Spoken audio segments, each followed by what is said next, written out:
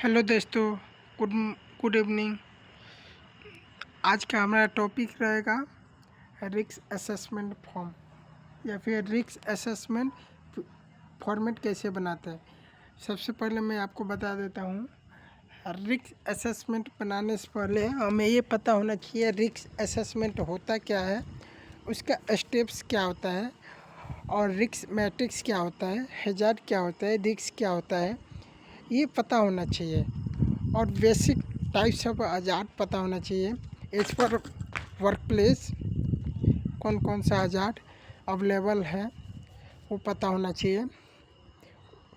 I hope वो सभी आपको पता होना चाहिए। तो अभी हम देखते हैं फॉर्मेट कैसे बनाते हैं अब रिस्क असेसमेंट का। देखिए, सबसे पहले इधर एक टेबल बनाएंगे। इस टेबल में रो और कॉलम को ऐड करेंगे। फर्स्ट आपका जो रो रहेगा उसमें हम अपने कंपनी का लोगो डालेंगे। जैसे हमारा कंपनी होगा सेफ्टी मैनेजमेंट स्टडी। ऊपर में आपका रिस्क असेसमेंट फॉर्म या फॉर्मेट लिख देंगे और क्लाइंट का लोगो होगा तो एक साइड में उसको भी डाल देंगे। ठीक है। उसके बाद से इसी ऊपर वाला रो में थोड़ा सा नीचे सेंटर करके उसमें डाल देंगे कि हम कौन सा एक्टिविटी का रिस्क असेसमेंट बनाते हैं। जैसे कि हमारा वर्केट हाइट हो गया, हॉट वर्क हो गया, फायर प्रिवेंशन हो गया, लाइन ब्रेक हो गया, कन्फाइन स्पेस हो गया, एक्सकवेशन हो गया, और भी बहुत सारा हमारा एक्टिविटी आता है एज पर आवर साइट। वैसे हम लोग क्या करते हैं, बनाते हैं। सबसे पहले हमारा देखो सेकेंड वाला रो में क्या आता है, कंपनी नेम या फिर यूनिट या फिर एरिया। इधर ज़्यादातर हमारा कंपनी नेम, जैसे हमारा कंपनी सेफ्टी मैनेजमेंट स्टडी हो गया वो डाल देगा। एक्टिविटी हमारा क्या है, जैसे अभी मैं बताया work at height, hot work, excavation, confine space, line break, और भी हमारा एक्टिविटी आता है एज पर हमारा साइट, वो इसमें डालेंगे। प्रिपेयर्ड बाय, कौन इसको तैयार कर रहा है, जैसे कि मैं सूरज, तो इसमें सूरज लिखेगा। अप्रूव्ड कौन करेगा, हमारा जो पीएम साइट इंचार्ज या फिर सेफ्टी मैनेजर, उसका नाम डालेंगे। प्रिपेयर्ड ऑन मतलब किस डेट को किस टाइम को प्रिपेयर कर रहे हैं वो इसमें डाल देंगे। अप्रूव्ड ऑन, अभी कब अप्रूव किया जा रहा है वो इधर डेट और टाइम डाल देंगे। फर्स्ट कॉलम देखिए नीचे आ गया हमारा सीरियल नंबर है 1 2 3 4 ऐसा डाल देंगे हैजार्ड्स। उसके बाद से अगर हो सके तो एक और कॉलम ऐड करके हम ये डाल सकता है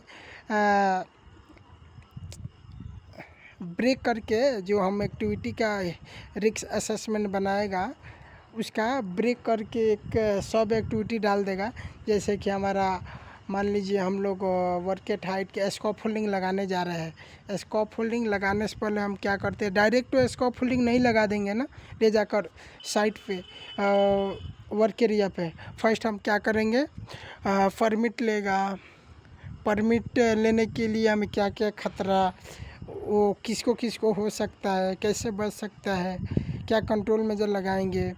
उसके बाद अगर कंट्रोल मेजर नहीं, अगर वो भी हमारा नहीं हो रहा है तो फिर एडिशनल कंट्रोल मेजर लगाएंगे। हाई मीडियम लो कैसा आता है रिस्क, रिस्पॉन्सिबल पर्सन कौन आता है, ये डालेंगे। उसके बाद से हम क्या, परमिट लेने के बाद हम क्या कर लेंगे, वो मटेरियल को स्टोर से शिफ्टिंग करेंगे, या स्टोर से या फिर किधर से भी वो मटेरियल को वर्क एरिया में जिधर स्कैफोल्डिंग लगाना है उधर शिफ्टिंग करेंगे। फिर हम क्या करेंगे, फिर लगाना स्टार्ट करेंगे स्कैफोल्डिंग को। ठीक है। तो इसलिए इधर एक और आप कॉलम ऐड कर देगा तो अच्छा रहेगा। अभी जो एज पर this format I will discuss this video, so let's about talk to the this lesson.